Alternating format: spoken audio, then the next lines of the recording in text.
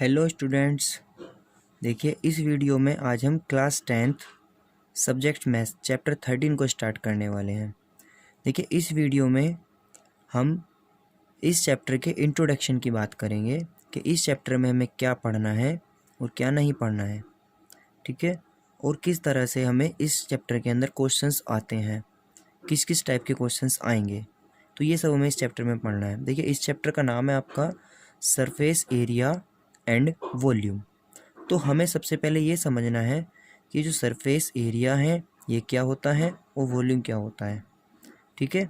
तो देखिए हम शुरू करते हैं इसको। देखिए कुछ शेप्स हैं जो आपने 9th क्लास में ऑलरेडी पढ़ी हुई हैं, उन्हीं को हम डिस्कस करने वाले हैं सबसे पहले। उसके बाद बताएंगे कि यहाँ पर ये किस तरह के क्वेश्चंस अब आपको आएंगे। तो देखिए सबसे पहले एक शेप है आपके सामने, ये है क्यूबॉइड।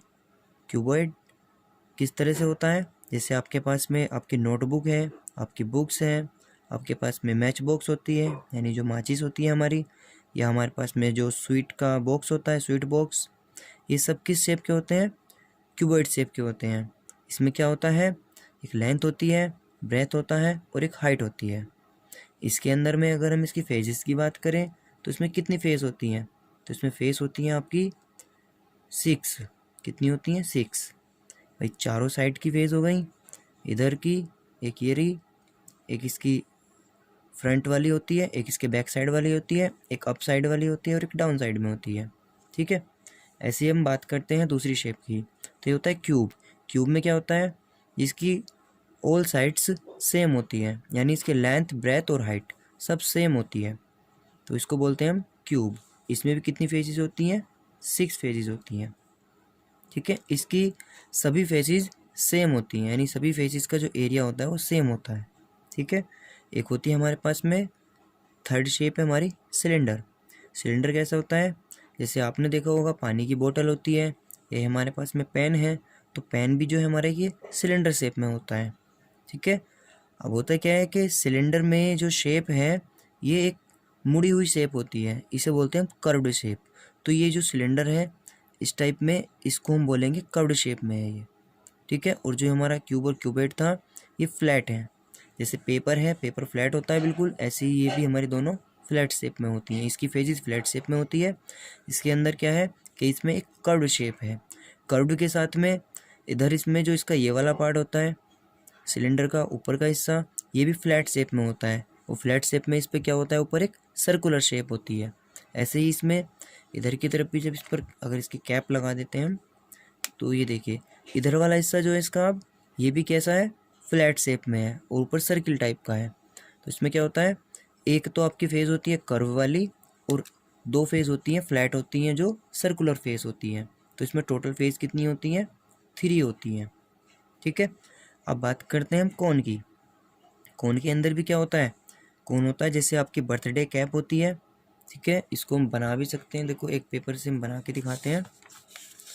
जैसे आप इसको बना सकते हैं कि इस तरह से, ये देखिए ये इस तरह से जो होता है आपका ये कोन होता है, ठीक है। ये भी इसमें बन नहीं पाया, ये देखिए इस तरह से हम इसको बना भी सकते हैं, ठीक है। वैसा बना नहीं है ये, ठीक। तो ये जो शेप होती है कोन शेप होती है। इसमें क्या है, जो ये वाला पार्ट है इसका, ये है इसका कर्व्ड पार्ट, तो ये कर्व वाली फेज है। और यदि इस पर एक फ्लैट शेप यानी सर्कुलर शेप जो इसका नीचे का पार्ट है, इस पर एक हम कोई ढक्कन वगैरह ढक देंगे तो वो सर्कुलर शेप में होगा, वो फ्लैट वाली चीज़ होती है, फ्लैट शेप होती है। तो इसमें भी क्या होता है, इसमें 2 फेजेस होती हैं आपकी, 2 फेजेस होती हैं, कितनी होती हैं, 2, ठीक है। एक होती है आपकी कर्व और एक होती है फ्लैट। अब बात करते हैं हम स्फेयर की। तो स्फेयर में क्या होता है, स्फेयर ऐसे होता है जैसे आपका क्या होता है, फुटबॉल होता है, बॉल होता है, नारियल होता है। तो उसमें क्या होता है कि उसमें 1 ही फेज होती है, टोटल वो सारी की सारी कैसी होती है, कर्व में होती है। तो इसमें क्या होता है कि जो इसकी फेज होती है इसके अंदर केवल 1 फेज होती है, ठीक है। और अगर हम बात करते हैं हेमिस्फेयर की, तो हेमिस्फेयर क्या है कि आपने गोला लिया या नारियल लिया या एक बॉल ली और उसको काट दिया बीच से, तो काटने पर एक बाउल जैसी शेप बन जाती है, जैसे बाउल होती है हमारे पास में। तो बाउल क्या है हमारा, स्फीयर का आधा भाग है, तो यानी उसका हाफ है, तो हम इसको बोलते हैं हेमिस्फीयर। अब इसमें हाफ है तो कर्व इसका नीचे का हिस्सा हाफ है, और ऊपर यदि इस पर एक कटोरी के ऊपर में आप कोई प्लेट वगैरह ढक देते हो तो फ्लैट होती है, और वो कितने पार्ट को कवर करेगी, जो उसका सर्कुलर पार्ट है, तो वो फ्लैट शेप होती है। यानी इसके अंदर में भी टू फेजेस होती हैं आपकी, वन कर्व और वन फ्लैट फेज होती है। ठीक है, अभी हमने इनकी शेप के बारे में बात की है। अब हम इनके एरिया, सरफेस एरिया और वॉल्यूम के बारे में बात करते हैं। तो सरफेस तो हम जानते हैं क्या होते हैं, कि किसी भी ऑब्जेक्ट की, किसी भी थिंग्स की जो ऊपर की सबसे लेयर होती है वो सरफेस कहलाती है। ठीक है, तो जैसे हम बात करते हैं इसकी पेपर की, तो पेपर के ऊपर आप कुछ भी लिख सकते हो, तो ये सरफेस है, सरफेस के ऊपर हम लिख रहे हैं। ठीक है, जैसे हमारे रूम होता है, जिस रूम में हम बैठे हुए हैं, तो रूम के अंदर में वॉल्स होती हैं, वॉल्स पर हम पेंट कर सकते हैं, तो हम उसके सरफेस पर पेंट कर सकते हैं। लेकिन यदि हम बात करते हैं कि रूम के अंदर हमें कोई चीज़ रखनी है, तो वो उस टाइम पर हम उसका वॉल्यूम निकालते हैं कि रूम के अंदर कितनी चीज़ आ सकती है, कितनी एयर आ सकती है। कैपेसिटी की बात करें तो वहाँ वॉल्यूम फाइंड किया जाता है। जैसे आपके पास पानी की बोतल होती है, तो पानी की बोतल पे बाहर की तरफ में जो बोतल है, जो प्लास्टिक लगा हुआ है, या उसके ऊपर आप लेबल लगाते हो, तो वो तो होता है आपका सरफेस। लेकिन आप उसमें कितना पानी फिल कर सकते हो, तो वो होता है उसका वॉल्यूम। तो यहाँ हमें क्वेश्चन के अंदर में खुद इसको पहचानना होता है कि वहाँ पे सरफेस की बात कर रहा है या वॉल्यूम की, वो क्वेश्चन पढ़ने से पता चल जाता है। ठीक है, तो अभी हम इनके एरियाज की बात करते हैं और वॉल्यूम की। देखिए, यहाँ हमने एक टेबल तैयार किया हुआ है, इस टेबल में हमारे इन सब के एरिया और वॉल्यूम के फॉर्मूलेज लिखे हुए हैं। ठीक है, अब ये क्या है इनको समझना है। तो देखिए, जो भी हमने क्यूबॉइड पढ़ा था, तो क्यूबॉइड के लिए हमने यहाँ लिखा हुआ है LSA और CSA। तो ये LSA क्या होता है और CSA क्या होता है। LSA होता है आपका लिटरल सरफेस एरिया, CSA होता है कर्व्ड सरफेस एरिया। और ये दोनों सेम होते हैं, लिटरल सरफेस एरिया और कर्व्ड सरफेस एरिया दोनों का मतलब सेम होता है। बस केवल इनमें डिफरेंस इतना है कि लिटरल वर्ड्स यूज़ किया गया है क्यूब और क्यूबॉइड के लिए, और कर्व्ड सरफेस एरिया जो कर्व वर्ड यूज़ किया गया है, ये आपका बाकी सभी जिनके अंदर में कर्व पार्ट होता है उन सब के लिए यूज़ किया गया है। ठीक है, तो अभी हम देखते हैं होता क्या है। तो देखिए, अगर आप एरिया ऑफ 4 वॉल्स निकालते हो, यानी आपने कोई क्यूबॉइड लिया, या आपके पास में जो रूम है, रूम की जो 4 वॉल्स हैं, केवल हम 4 वॉल्स के एरिया की बात करते हैं। यानी जो हमारा क्यूबॉइड होता है, क्यूबॉइड के केवल जो ये फेज़ हैं, ये वाली फेज़, ये वाली, और एक ये वाली इसके अपोजिट वाली, और जो सामने वाली है दीवार, ये आपकी वॉल, और एक इसके बाहर वाली जो है ये, केवल हम इन चारों को एरिया का फाइंड करते हैं।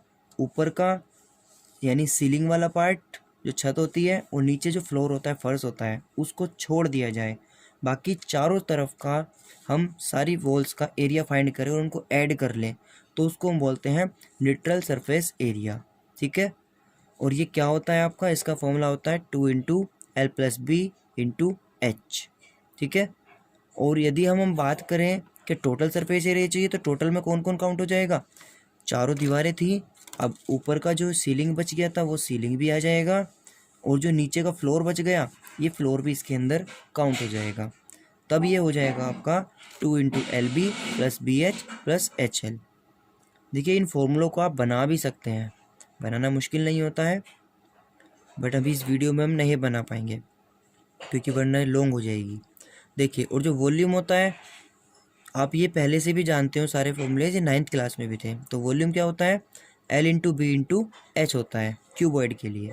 अब यदि हम क्यूब की बात करते हैं, तो क्यूब में क्या होता है, क्यूब में आपका जितनी भी इसकी एजेस होती हैं वो सब सेम होती हैं, यानी L B H की वैल्यू सेम होती है, यानी L B और H ये सब सेम होते हैं। हमने मान लिया सब क्या है, साइड्स है ये सब A। जब A मान लिया इनको, तो A की वैल्यू इसमें पुट करेंगे, तो यहाँ पर आपका ये क्या हो जाएगा, अगर हम क्यूबॉइड के सरफेस LSA की बात करते हैं क्यूब के, तो वो क्या हो जाएगा, इसमें L की जगह भी A रख दो, B की जगह भी A रख दो, और इंटू H की जगह भी A रख दो। सोल्व करेंगे तो ये हो जाएगा 2 × A + A कितना हो गया, 2A × A, यानी कि 4A²। ठीक है, ये हो गया 4A²। तो यहाँ पे लिखा है हमने 4a²। ऐसे इसमें सबकी जगह a रख देंगे तो आएगा 6a²। ठीक है, वैसे भी इसको आप ऐसे भी नहीं चाहो तो दूसरे वे में भी लर्न कर सकते हो कि आपका एक क्यूब होता है, क्यूब के अंदर में सारी फेसेस सेम होती हैं और कितनी फेज होती हैं, 6 होती हैं। एक फेज का एरिया कितना होता है, a², तो 6 के लिए कितना हो गया, 6a² हो गया। ठीक है, ऐसे भी लर्न कर सकते हैं। तो अब देखिए 6a² यानी यह है इसका TS से, TS यानी टोटल सरफेस एरिया, और यदि केवल चारों तरफ की बात करते तो वो होता आपका लिटरल सरफेस एरिया। ठीक है, अब हम बात करते हैं वॉल्यूम की। तो वॉल्यूम क्या होता है इसका, L into B into H की अकॉर्डिंग A यानी कि A की क्यूब। ठीक है, अब हम बात करते हैं सिलेंडर की। तो सिलेंडर के लिए सिलेंडर का जो कर्व्ड सरफेस एरिया होता है वो क्या होता है, 2πRh होता है। ठीक है, और ये कर्व कौन सा वाला पार्ट होता है, देखिए इस पेपर को हमने फोल्ड कर लिया तो जो बोतल वाला पार्ट बना है अभी जो इस टाइम पर है, तो इसका ये वाला पार्ट आपका ओपन है, इधर वाला पार्ट ओपन है। तो अभी सिर्फ ये वाला पार्ट है, ये है आपका कर्व, यानी ये पार्ट ओनली आपका कर्व्ड पार्ट है। ठीक है, तो इस कर्व की हम बात कर रहे हैं केवल एरिया की, तो इस कर्व की बात करते हैं तो होता है 2πRh। और हम इसमें इधर एक सर्किल शेप लगा दें, इधर एक सर्किल शेप लगा दें, तो सर्किल लगाने पर क्या होगा, इसके कर्व एरिया में क्या हो जाएगा, जो इसका कर्व एरिया है आपका यानी 2πRh है, इसमें दो सर्किल लगा दिए, यानी एक सर्किल का एरिया πr², दूसरे का भी πr²। तो सोल्व करेंगे तो ये हो जाएगा प्लस 2πr²। इसमें भी हम 2πr कॉमन ले लेते हैं तो यहाँ बचता है h+r। तो इसका TS से क्या बन जाएगा, यानी जब आपने दोनों तरफ सर्किल शेप में भी उस पर ढक्कन लगा दिए हैं इस पर, तो बन जाएगा टोटल सरफेस एरिया, यानी उसमें आपको दोनों साइड के भी एरिया काउंट करने होते हैं। ठीक है, और कर्व में केवल जो उसका आउटर वाला है ओनली कर्ड वाला है, मुड़े वाला हिस्सा है, उसको काउंट करते हैं। ठीक है, तो ये हो जाएगा 2πr ब्रैकेट में h+r। और वॉल्यूम की बात करें तो इसका वॉल्यूम होता है πr²h। ठीक है, अब कोण की बात करते हैं। तो कोण में क्या होता है, इसका CS से होता है πrl। जहाँ ये L क्या है, L है स्लैंट हाइट, ये होती है स्लैंट हाइट। ठीक है, ये ऐसे होता है जैसे आपने एक कोण बनाया, ठीक, कोण में ये होती है आपकी हाइट h, और जो ये वाली स्लैंट वाली हाइट है ये है आपकी L। ठीक है, ये h को हमने यहाँ पे डिनोट कर लिया देखो, और यहाँ ये होता है इसका रेडियस, ये क्या होता है, रेडियस। तो यहाँ पाइथागोरस थ्योरम से एक रिलेशन होता है L, R और H में, वो क्या होता है, देखिए वो क्या होता है, वो होता है L = √r² + h²। यदि आपको L की वैल्यू फाइंड करनी है, स्लैंट हाइट की ज़रूरत पड़ती है, तो R और H देता है क्वेश्चन में, तब हम ऐसे फाइंड कर लेते हैं, तीनों के अंदर रिलेशन होता है ये। ठीक है, ये कोण के लिए होता है। ठीक, अब हम कोण के कर्व के बाद में TS से ये बात करते हैं। तो कोण में हमने आपको बताया था कि उसके नीचे अंदर भी सर्किल लगा सकते हैं, तो πrl में आप प्लस कर लीजिएगा πr² जो सर्कुलर है, तो कॉमन लेंगे πr, तो क्या बचेगा, L+r बचेगा। तो हमने लिखा है यहाँ पर इसके TS से में total surface area πr L+r। ठीक, और इसका जो वॉल्यूम होता है, जो भी आपका सिलेंडर का वॉल्यूम है, भाई अगर हमारे पास में एक सिलेंडर होता है तो देखो इसको ये याद करने के लिए आप ट्रिक माइंड में बना सकते हैं। सिलेंडर का वॉल्यूम πr²h। अब हम क्या कर रहे हैं, इसको यहाँ से कट कर देते हैं। देखो हमने ये कट कर दिया, तो देखो कट करने पर क्या हुआ, आपके एक तो शेप ये बन गया इसमें, ये वाला, ठीक, और एक ये बन गया, इसमें 3 पार्ट बन गए, 1 2 3। तो ये 3 हिस्से बन गए हैं, 3 पार्ट बन गए हैं, तीनों ही किस शेप के, ऐसे लग रहे हैं जैसे कोन हो। ठीक है, तो 3 हिस्से हो गए, तो हमने इसको 3 हिस्से कर दिए और इसकी ये साइड हटा दी, तो ये आपका कोन बच गया। 2 हिस्से हटा दिए, 1 बच गया। तो हमने क्या किया, इसके वॉल्यूम को थ्राइज कर दिया, बस 1/3 πr²h, यानी सिलेंडर का 1/3 कर दिया उसके वॉल्यूम का। तो ये किसका बन जाता है, वॉल्यूम ऑफ कोन।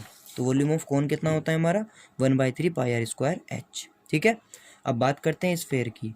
तो स्फेयर में क्या होता है, स्फेयर हमारा होता है इसका, भाई ये तो एक ही शेप होती है, बताया था आपको।